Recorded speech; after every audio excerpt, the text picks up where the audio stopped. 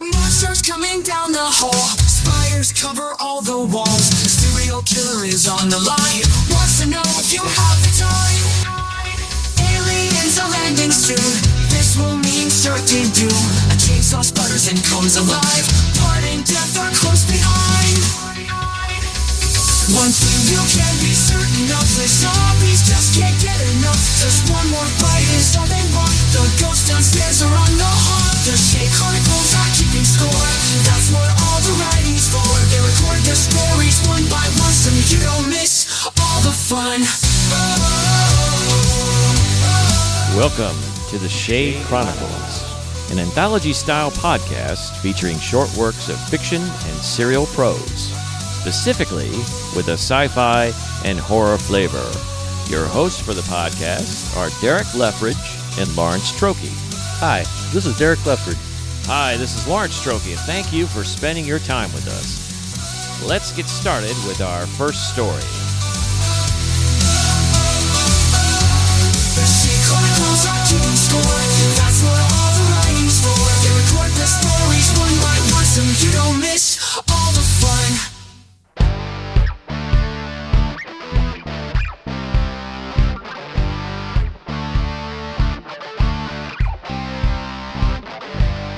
Everybody's Watch Part 2.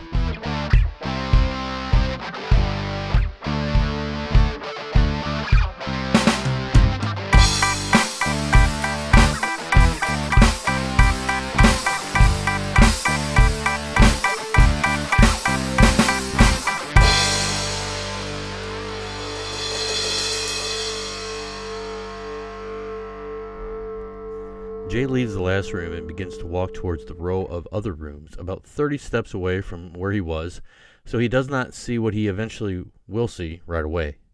As he walks up, on a cloud floor no less, he sees 4 rows of rooms leading up to a watchtower and decides to walk down the middle row. As he walks, he can hear muffled sounds of people talking to themselves or moving things in the rooms, and he assumes they are trying to find clues as he had to. However, once he gets about 5 rooms deep, he sees something else, and it is a person's torso lying by the back of one of the rooms. In shock, Jay stops walking and moves over to the side of the building across from the one with the torso. He goes to a knee to get on the same level as the torso to be able to see better, and notices the clouds are getting thinner, and he can now see clearer to the tower, and the rooms and more assorted bodies and body parts are lying by the rooms, all in the walkway. The sight of this odd massacre freezes Jay, but then he is interrupted by a deep yet quiet voice from what looks like a large mound of shadow and clothing covered in wisps of cloud above 3 buildings up and to the right. Still crouched down, Jay decides to move towards the mound that's making the sound, thinking someone might need help and hoping someone will not eat his lower half and wear his upper half as a suit. The journey to the mound making the sound is a bit tedious since Jay is new to walking on clouds and confused beyond belief. The way the rooms are separated in a row is by about 8 feet of space from the side of one to the next. Jay slides into the space between 2 rooms, where the mound is, and rests against the opposite room wall. He says, "Are you hurt? Did something fall on top of you, or are you able to breathe?" The mound begins to move, and Jay realizes the mound is alive. Jay leans hard against the room behind him, and he closes one eye and squints the other. The mound moves and adjusts and settles, and the fabric covering it slides down to the clouds, and it is a large person sitting up against the opposite room who looks to be 3 feet, sitting taller than Jay is. All Jay can do is stare with his mouth open and eyes about to pop out.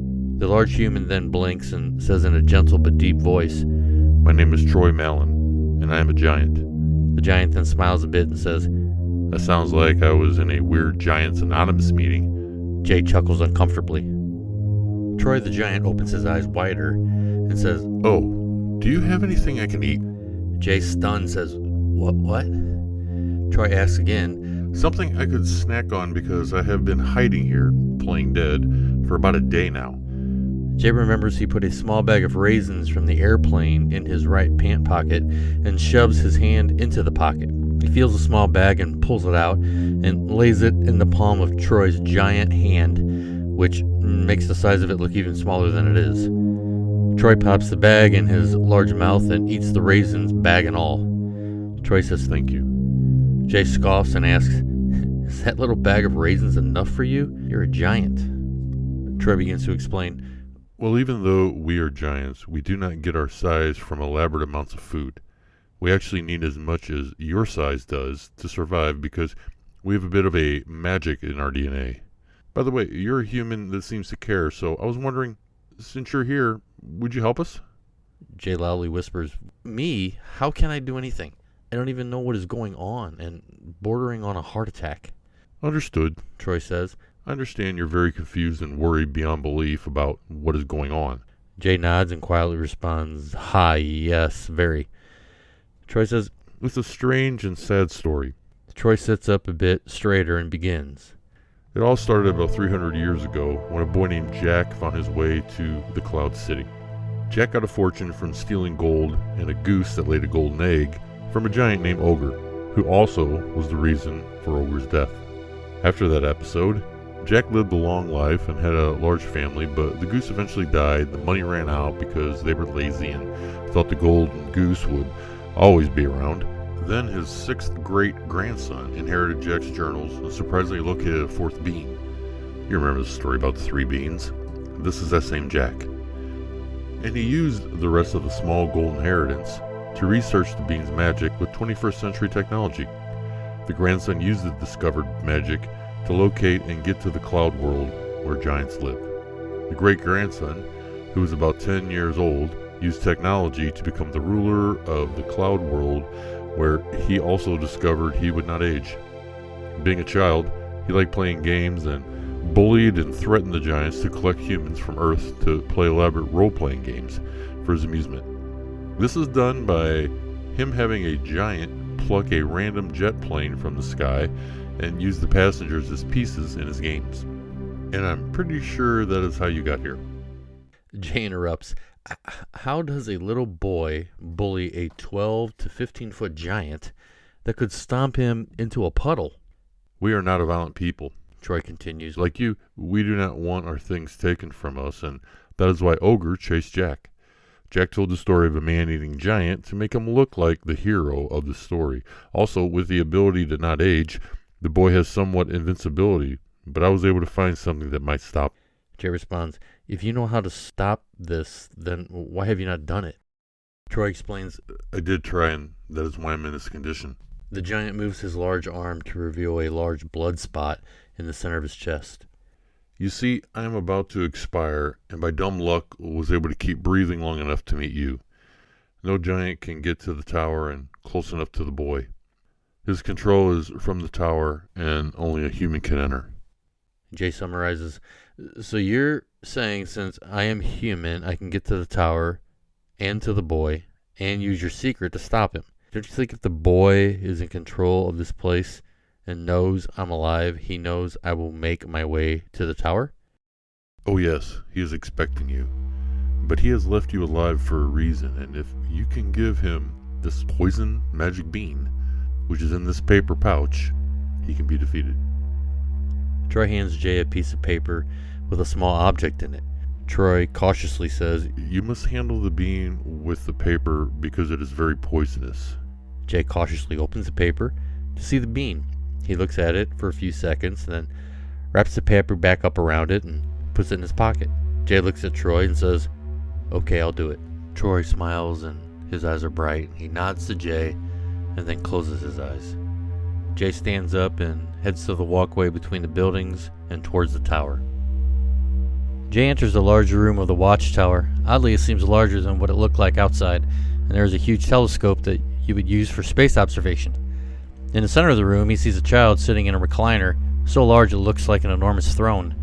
Jay assumes this is the child he saw in the last room he escaped from, but not sure if it is the 6th great-grandson.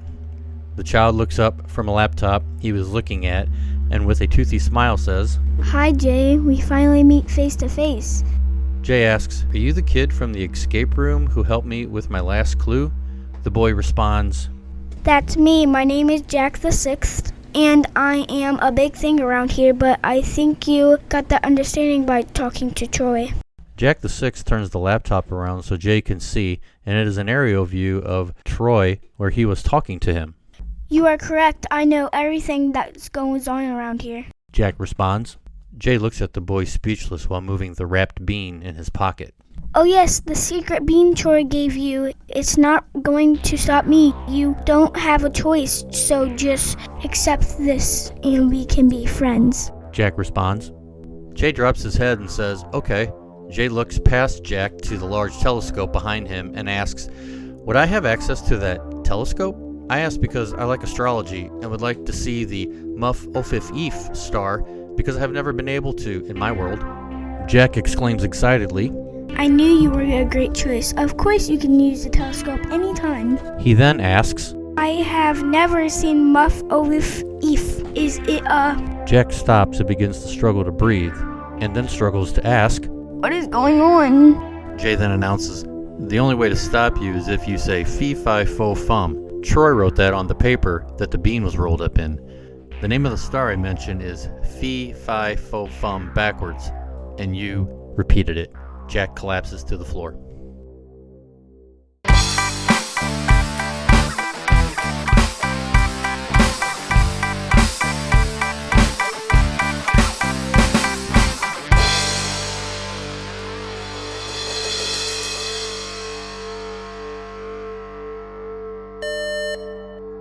Attention Shade Chronicle podcast listeners.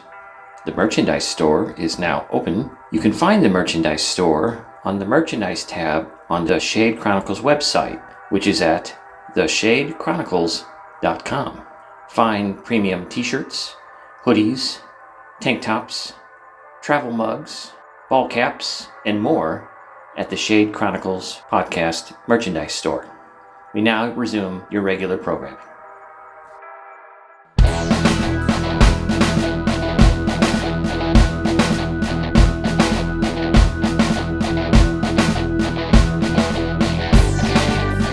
Et tu, Preston, by Lawrence Trokey.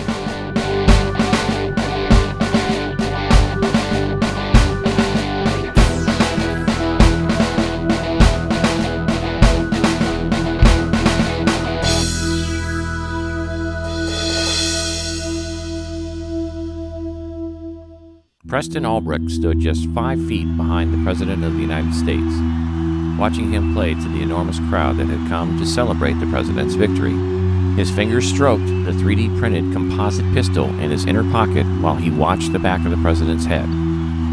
His hand kept in constant contact with the pistol in his pocket, making sure it was there and hadn't fallen out of his coat onto the crowded stage.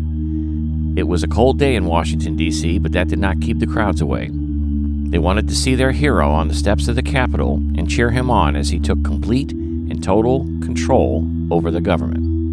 Today, he would announce that he was suspending Congress until further notice and declaring a state of emergency so his administration could put the country back on track. Normally, this would be unconstitutional because of a series of checks and balances in place, but the death of a couple of Supreme Court justices in recent weeks tipped the scales of favor in the court so that they would not impede his efforts to solidify his power. One justice was found in his chambers, neck broken from hanging himself in what appeared to be a suicide.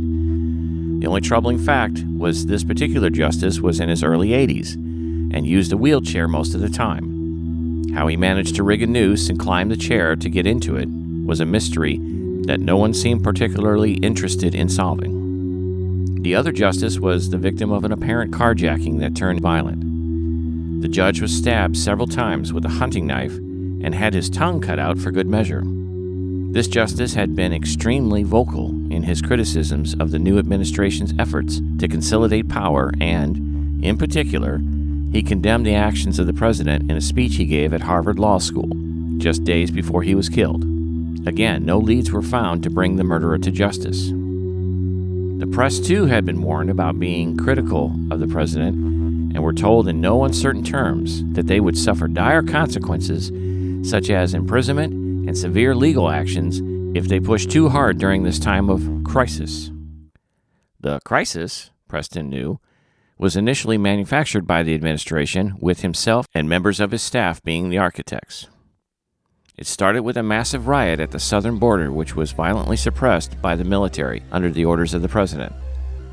Mexico's government was outraged by the heavy-handed reaction to the protesters, as they called them, who were upset at the complete closure of the southern border of the United States.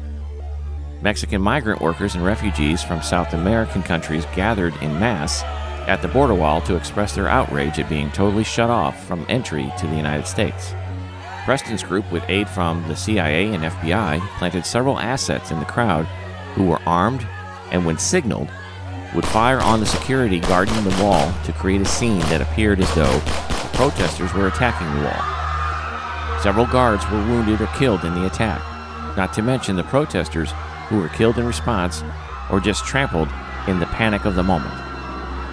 Within minutes, military helicopters were dispatched, as if on cue, to strafe the protesters with heavy machine guns. The hope was this would send a message to the southern border that the United States was closed and they were not welcome. Mexico immediately cut diplomatic ties with the U.S., and the United Nations condemned the action in the most stringent terms. The president explained later that night on TV that it was necessary to close the border to keep America safe from the illegal importation of drugs and the Mexican drug gangs that were invading America's southern regions and committing horrible, violent crimes on American citizens. Being an eloquent and charming person, his rhetoric had a fatherly tone that helped him sell this lie to the American public. The next act in the crisis involved the uncovering and imprisonment of bad actors the administration claimed were in every level of public service, in every area of government, that needed to be exposed and removed to, quote, get us back on track to being the best nation in the history of the world, unquote, as it was stated. The Red Scare of the 50s had nothing on the route that next took place. Hundreds of people were arrested and put into detention with no trial and held indefinitely due to their potential for being enemies of the United States. Political opponents, watchdog agencies, members of the press, and any other impediment to the president's will were targets for this witch hunt. When some states' governments protested the illegal detention of their citizens and threatened to secede from the Union, the president invoked the Insurrection Act of 1807 to use the United States military to take control of these areas of protest and ensure that the president's will be done. Within the first year of the new administration, everything was going to plan. A populist president who talked tough about America's enemies from within and without, who won the people over with eloquence and plenty of promises he would never keep, and a nation whose leadership was streamlined for the agenda of the NCP, the new Conservative Party. This was everything Preston had dreamed of since his Ivy League days in law school.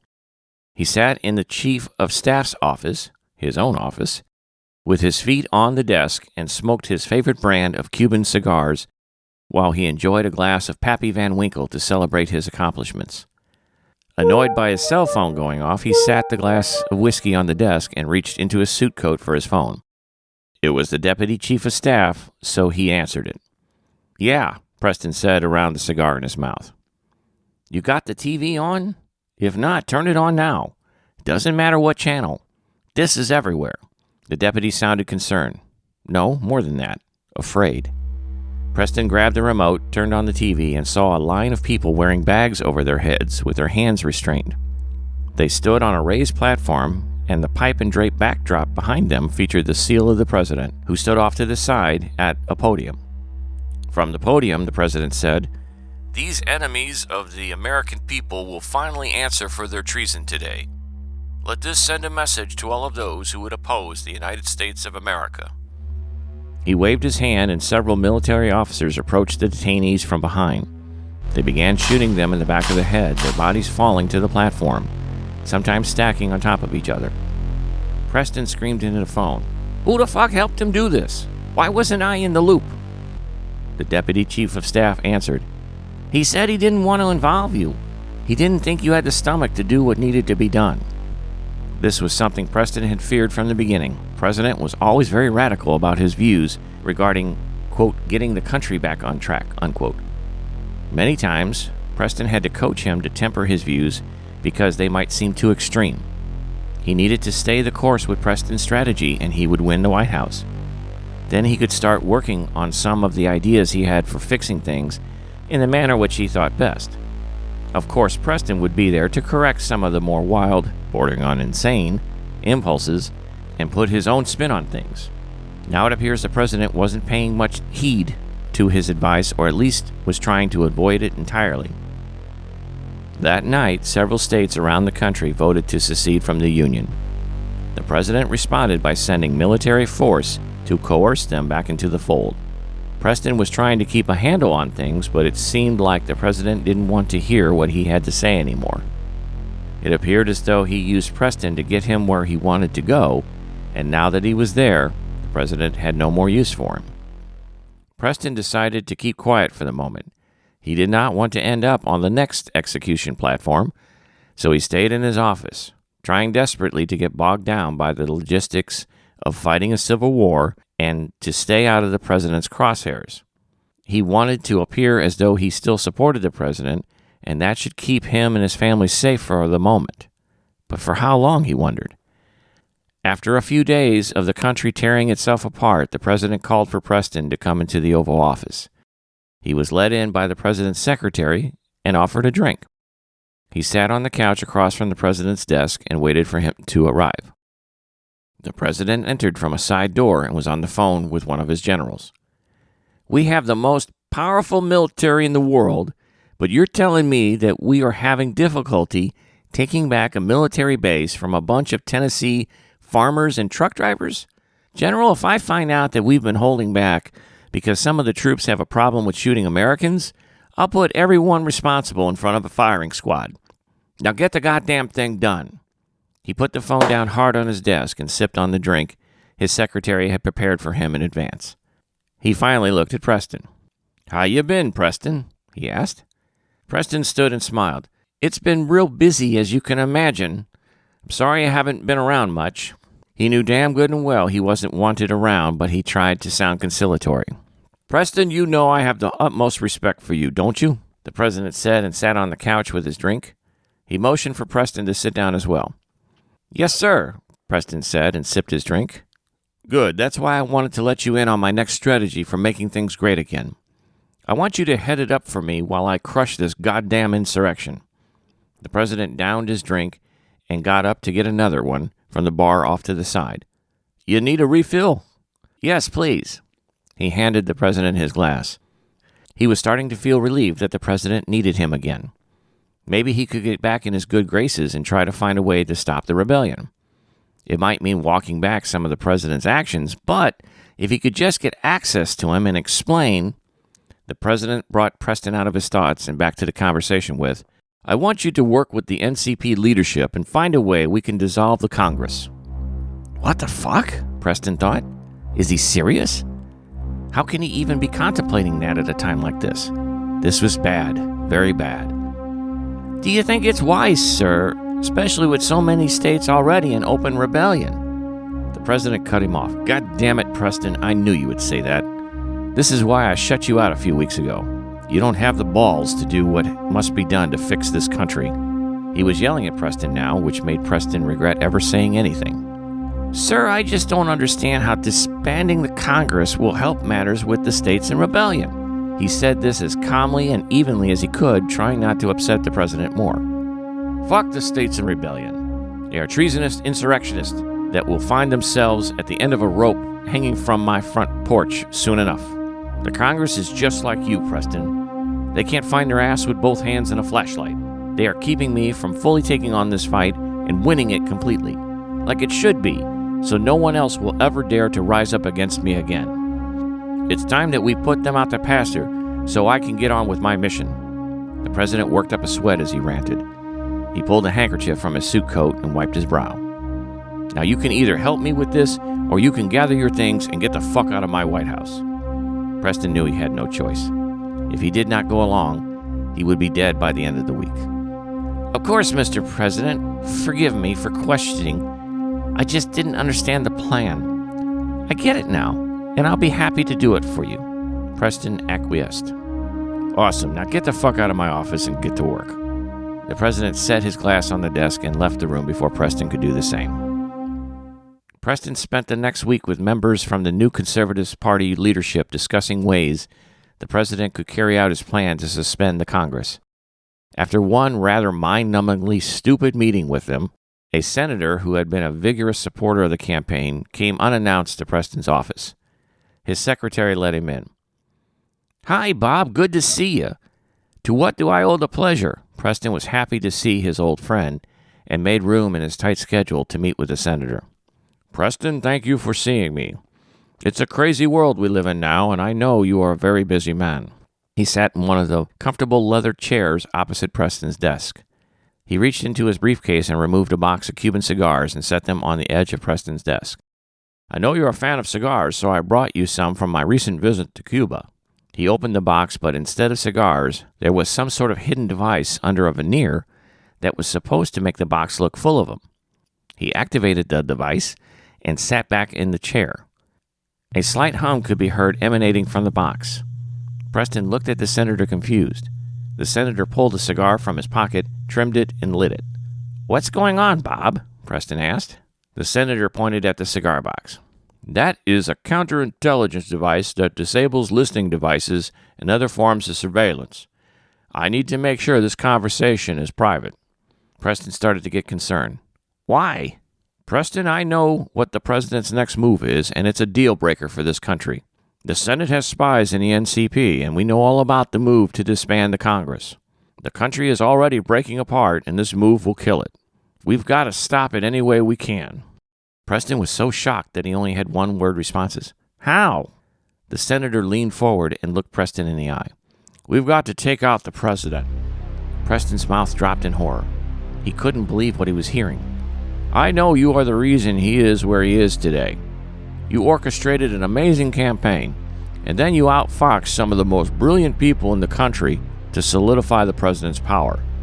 You are a brilliant man yourself, and I know you know he has gone too far, and he will never back down. There is no reasoning with him, and he has to be stopped."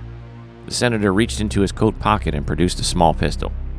It looked different than the ones Preston had seen the Secret Service carry. Not as shiny or threatening. It almost looked like a toy in a lot of ways. It was a 3D printed composite weapon. "I want you to take this pistol. It has a magazine of 7 shots. You will be one of several individuals we have planted that are close to the president. We need to take him out before he goes through with his plan. It's that simple. Once he's down, the Senate will move to enact emergency powers and take over the executive branch's administration. Then we could start to untangle this clusterfuck of a civil war and start repairing the damage done to our Constitution." He slid the pistol across the desk and it sat in front of Preston. He stared at it for several seconds, speechless. "I don't have much time here, Preston. I know you will do what is right for your country.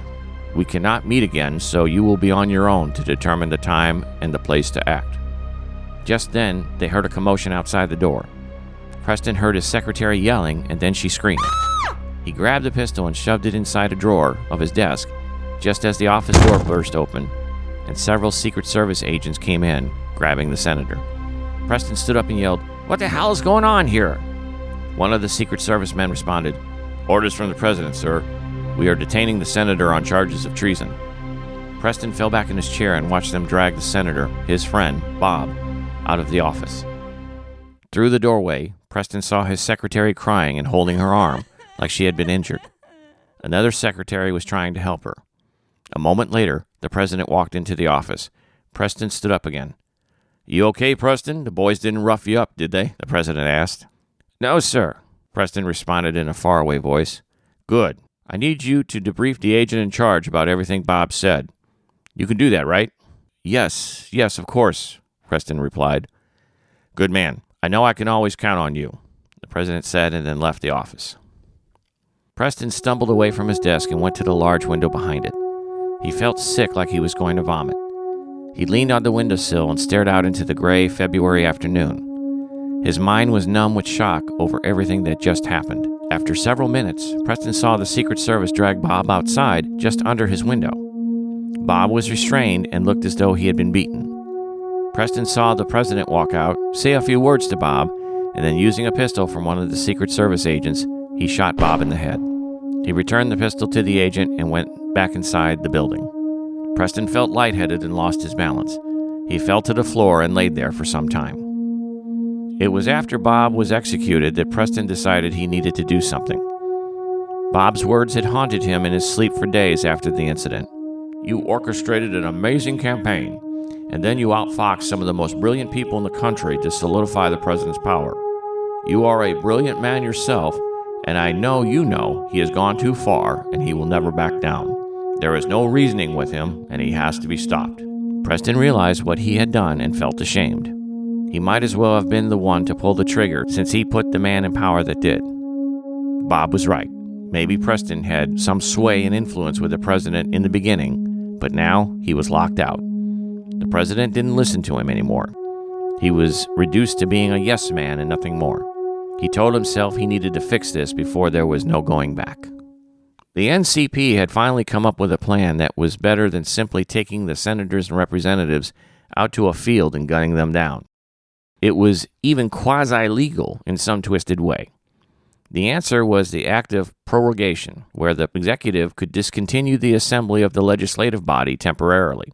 Under Article 2, Section 3 of the U.S. Constitution, the President of the United States technically has the authority to adjourn the United States Congress, quote, "to such time as he shall think proper," unquote, when it is unable to agree on a time of adjournment. Since the Congress had not been on break due to the crisis, the President used this as an opportunity to put them in adjournment, stating the senators and representatives needed to return to their states to check on their welfare. It was in the middle of March that the President decided to make his announcement for permanently disbanding Congress at a rally on the steps of the Capitol.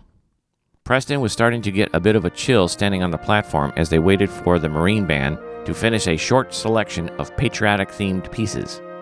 Next, the House chaplain would give a brief homily focusing on the New Testament passage in Romans 13:1, where the Apostle Paul admonishes, "Everyone must submit himself to the governing authorities, for there is no authority except that which God has established.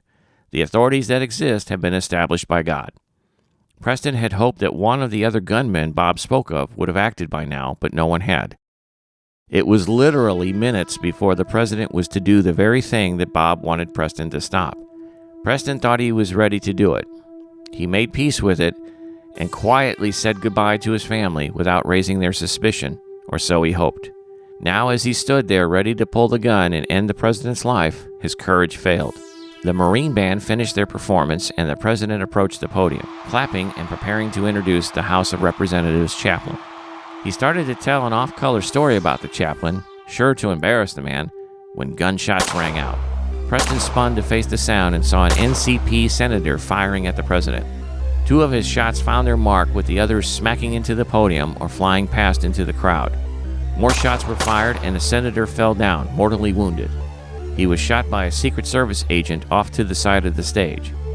The president was stunned, but he was spared because he was wearing lightweight body armor under his shirt and coat. When everyone thought it was over, more shots rang out behind Preston. One bullet grazed his arm, and he leapt to the opposite side of the stage. He saw in his peripheral view the president's own secretary firing a pistol at him, both hands steadying the pistol as she walked towards him. She unloaded the entire clip in him before she too was taken down by a Secret Service sniper on top of scaffolding nearby. Her head exploded from the impact of the high-powered rifle round. Preston looked towards the president again and saw that he had been shot in the hand and a bullet had grazed his cheek. He was still alive thanks to the body armor. Secret Service agents converged on him, trying to shield him from further attack. More shots, this time from one of the agents in the huddle around the president. He took out the other 3 agents on stage before he was hit by the sniper too. The .50 caliber rifle round punched through his body armor straight to his heart. The president climbed up the podium, shaken, wounded, but determined to stand to face his dead attackers. When he was to his feet, he spit at them and announced, "Nice try, fuckers, but I get the last laugh." He noticed Preston cowering to the side. "Did you shit your pants, Preston?" He laughed at his own crude humor. Pushing off the podium, he limped closer to Preston and then looked funny at him. He saw that Preston had pulled the pistol from his pocket and held it limply in his hand. The The president was shocked and said, "You knew about this? You're a part of this, you son of a bitch?" Preston saw him reach down for the service pistol belonging to one of the dead agents. "I'll teach you to betray me." He raised the pistol towards Preston. Not thinking, Preston leapt up and charged the president. He took a couple of rounds in the midsection from the president's gun before he hit him square on in a full-out tackle. The president fell backwards with Preston on top of him. They both tumbled off the stage and fell several feet to the concrete below. Preston heard the neck of the president snap on impact. The fall knocked the wind out of Preston, and he rolled off the limp body of the president. Preston laid on the ground, breathing so heavy, his breath looked like he was blowing smoke like a chimney. The pain in his gut started to kick in hard, and he winced. More agents came to the place where they had landed and checked the president. He heard an agent say into his wrist communicator, "Control, this is Rodriguez. Eagle is down. Repeat, Eagle is down." Preston stared into the gray sky above and noticed snowflakes starting to fall. "I did it, Bob. I did it," was the last thing he would ever say.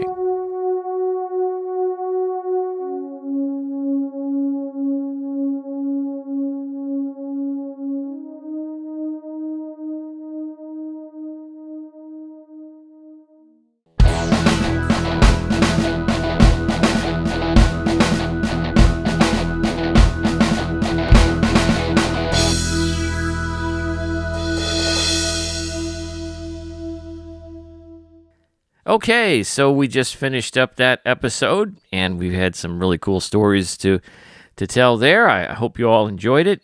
The first one was Everybody's Watch Part 2, so now we finally figure out what's going on with Jay and the place that he's at, and it's still weird. Got even weirder, got to admit, but there was some interesting things revealed. We learned who the mysterious person was, the child-like character, or at least a child-voiced character. Yes. And we also found out exactly why Jay was where he was. So, Derek, why don't you tell us about what inspired you to go down that path with that particular story? I think I may have mentioned the first part of it. It's just every year, family does a escape room activity, and that's something I kind of wanted to write a story about. It kind of went from escape room in the first part to a totally different story, as we discussed. Yeah. And it was basically just kind of a retake on the next step in the whole evolution of Jack and the Beanstalk, in the sense that his sixth grandson was going to be somebody that is involved and ends up coming up and enslaving the giants. You know, now, just to take a pause here for a second, and I don't want to go too far on a tangent here, but, you know, Jack and the Beanstalk today, if you look at the classic story, is something we read to kids as a bedtime story. It's pretty tame. But back in the day, these stories were intended to scare the shit out of people, or especially the kids. And that's where I got my ideas from. I looked at the history part of it, and it's a whole different story than what we grew up with, because it's very dark. So you used that historical reference as your inspiration for where we're at here in Everybody's Watch. Right. I think with my research, what I was realizing too was that Jack, in the story, I mentioned how Jack kind of made the thing that said, or he said the information that the giant was evil or whatever like that. Right. Whereas I don't think that's really the case for the story. I think the case was that he was taking from the giant, and the giant was upset, not that the giant was evil. Because as we know, Jack went to that world. Yeah. He wasn't invited. No one said, "Come on up here." He was basically breaking friendly. And entering is what he was doing. Exactly. And I try to hit on some of the things that he did up there with the gold and golden goose and things like that, and just advanced it to modern time, bringing technology in, and then trying to put, having a communication between Jay and another giant, and then Jay being the only one that could go up against this kid, man-child person. The kid is a descendant of Jack. Correct. He's the sixth grandson. Sixth generation grandson. Yeah, gotcha. So we're still in the whole Jack family and that kind of thing. But today, and the kid is using modern technology to his advantage and overcoming the giants with it and that kind of thing. Right, yeah. It was more of a story to kind of show that giants weren't the people that are bad, evil people. Right. They're necessarily, but he took advantage of them because they are a very nice group of people in my story. You know what I call that? What do you call that? That's woke, man. That's exactly what that is. What kind of bullshit you're pulling here with the political stuff? No, I'm just kidding. Political stuff. Oh, we're not on this story yet. Go ahead. Not yet. And then Jay ends up finding a way to defeat the descendant of Jack. Right. And it was now explain to me, because I'm not 100% familiar with the mythology of Jack and the Beanstalk and how that fee-fi-fo-fum thing comes in. That was something I made up on my own because I had discussed. So it had nothing to do with it. No, it didn't. No, but I wanted it to be relatable because fee-fi-fo-fum is what we all know that the giant said. Yeah, I smell the blood of an Englishman or whatever he says. Yes. So I wanted to kind of have that as the hook to be able to defeat that person, bringing it back to the whole story that we would all know, and just doing it as the name of a star backwards. Me, myself, and my grandson, who was the voice of the little boy, took us a couple rounds to Great get that actor, right. by the way. Yeah. I taught him everything he knows. Sure. That's why he's so mediocre. But as far as he did really good. But as far as saying it backwards, it took us a couple times, and I kind of wanted it to sound, good enough. And he enjoyed it. I enjoyed it. It was a good time. He was wanting to. He's listened to a few, and he wanted to be part of it. So I wanted him to be able to kind of experience it. And I didn't really know if he was going to be in the second part, but it worked out because I was like, okay, let's just make him the bad guy. Yeah, and he was completely fine with that. So it's a little scary. Yeah, I know. But as far as the story goes, it was a take on the original story, just kind of modernizing, bringing it forward, and then put it into our universe. Yeah, no, it was a nice twist. I had no idea we were going there, and then when we arrived there, I'm like, oh wow, okay, so this is how it all played out. So yeah, very well done. Thank you. Okay, and so the next story, Et tu, Preston, was, in my opinion, reminded me of Manchurian Candidate to a point, the movie, the story, because it was very political, and it was kind of a conspiracy. I think it went more than a conspiracy. I think I kind of went a little further than that. Sure. But can you give me some information on what made you think of doing this one? Obviously, we're in the political season at this time of this recording. Yeah. And times like that, maybe that filtered into it. But I was just wondering what brought you into this, because it does sound like a familiar story, but then again, maybe it's just a different take on it. And then I'm not very educated, I guess, so I need to know what et tu means.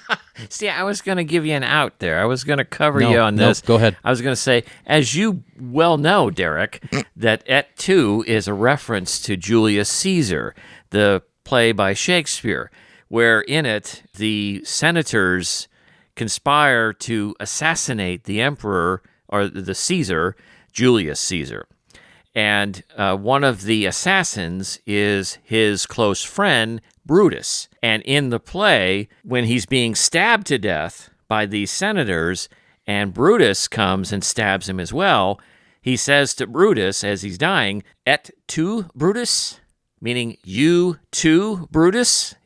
I'm assuming that's Latin. Got it. But yeah, so that was the thing. And because Preston essentially betrays the president in this story, that's where I made that classical reference there. Just had an inspiration, nothing saying that I was being very smart or anything like that. Right. Just like, oh, hey, I could steal that.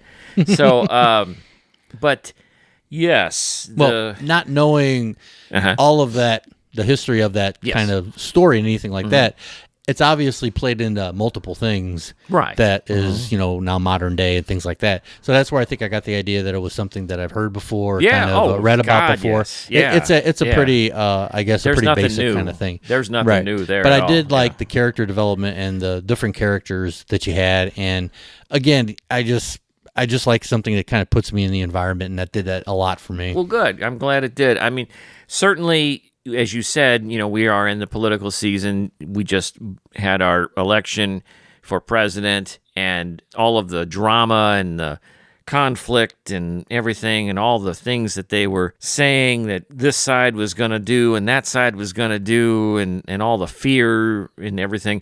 And who knows? There's still a lot to be determined. Right. I mean, Trump's picking his cabinet now, and it's looking like some lineup from comic book villain, thing or something. I don't know. It's just kind of weird. some of the folks. I heard somebody on the news the other day say he's not picking cabinet members, he's casting, like he's in a TV show or something, like, which makes more sense, I guess, if you think about some of the people he's picking. Anyway, I don't want the black helicopters to start coming and find me, and so I'm going to move on to something else here. But yeah, so inspiration from the current political times, and even as you listen to the story, there are little hints and references about making America great again and the agenda and how Preston was trying to control the president so that he wouldn't go off the rails, and then the president decides to do his own thing and cut Preston out of the loop, which was Preston's biggest fear. So yeah, so that was where all that came from, and then they got the Julius Caesar thing about the betrayal and the assassination. And Preston is not a good guy, in my opinion. He's not, I mean, because he did what he needed to do to get this guy elected, and he's certainly on board with a lot of the things that this president and the new conservative party that I made up for the story also are into, and you know, which tends to be very extremist kind of views. So in that sense, he is part of the reason things are the way they are. Right. When he realizes, though, that this person that he helped put in this ultimate position of power now has decided to go off the rails completely and do his own thing and not take any counsel from Preston and try to do things in a more reserved way, Preston realizes, oh my God, I just gave this guy the keys to the kingdom and he's going to run this thing crazy and insane. So that and some of the more dramatic things that happen with the assassinations of people and all that convince him that he's got to fix this. He's gone too far. He's made a mistake. He realizes what he's done, and he's got to put things back on track again for the country. So that's why he decides to assassinate the president, although he doesn't really do that. He kind of chickens out at the end, right, as you see, and it's only by some sheer will or animal instinct at the end that he decides to charge the president, and the act of tackling him and what happens there just kind of naturally does what he was supposed to do for him. Right. And he ends up paying the price for it as well by being shot and killed, ultimately dying at the end. So yeah, that's kind of where I was coming from. You know, other than the classical reference to Julius Caesar, mostly just playing around with the worst case scenario of what's been going on in our current political environment. Right, and then I also think it's kind of makes me think it's more like House of Cards. Yeah, that was a good, for sure. Good show. Right, and right. I didn't see the original one, but I saw the most current one, and it was that, you know, the behind the scenes person running things, and then things start going badly. Yes, type of deal. There's a lot of those stories, and again, this is nothing new, right, by any stretch. It's just my telling of it. Yeah, so, it was good. Thank you. Well, that wraps up episode 16, and we will now get a sneak peek at episode 17. We're closing in on the end of the year. Only a couple more episodes left. Hope that you've enjoyed everything so far and that you're looking forward to what's remaining. So here is a sneak peek at episode 17. Next time on the Shade Chronicles. With a gleam of sweat on his forehead, Matt steps back. He leans against the stone wall of the cellar, and he takes a deep breath. He takes a second deep breath and looks down at the person on the floor bleeding, gurgling for air and dying. The smell of acrid sulfur is in the air, and Matt, who has closed his eyes, opens them again, turns his head sideways, and grows a smile as he admires his recent work. Matt's next-door neighbor, who is located behind his home, Casey, is stirred from a morning nap on her couch by the distant sound of the gunshots. Matt is walking backward up his basement steps to the yard and pulling something in a tarp. Then he stops to get a better grip and an arm falls out of the wrapped tarp. Casey sees all this, drops her binoculars, and begins to limp around across the yard towards Matt, yelling at the top of her lungs in anger and fear, with the mission to rip out his eyes because he has shot someone and it might be her friend, his grandmother. Alia Kesarisa was in her office at the United Nations headquarters in Geneva, Switzerland. She was going over secret reports supplied to her by the dark network of spies and operatives, which was built over the last 2 millennia to bring about the end of the world in an all-out fight against good and evil. And she was completely and utterly bored out of her mind. Even though she was groomed for this position from birth, there was something about it that did not appeal to her. It wasn't the fact that she was on the side of evil, or that she was about to be the leader of an effort to descend the world into darkness and chaos. She was okay with that for the most part, she thought. It was all the logistics and technical planning, the endless political maneuvering, and the power brokering that she had no patience for. Dealing with the mundane details of taking over the world was just not her thing. Thanks again for listening to the Shade Chronicles. For comments or inquiries, you can contact us at shadechron@gmail.com. That's SHADECHRON@gmail.com. Visit us on Facebook, Twitter, and Instagram. You can also get more information at theshadechronicles.com. The Shade Chronicles podcast is the creative property of Derek Leftridge and Lawrence Trokey. Stories in this podcast were the sole creation of Derek Leftridge and Lawrence Trokey, respectively. Any attempt to replay for broadcast or distribution portions of any episode of the Shade Chronicles without the prior written consent from the creators and/or significant compensation is strictly prohibited. Shame on you for even thinking about it in the first place. Thanks again for listening. Tune in next time for another episode of the Shade Chronicles.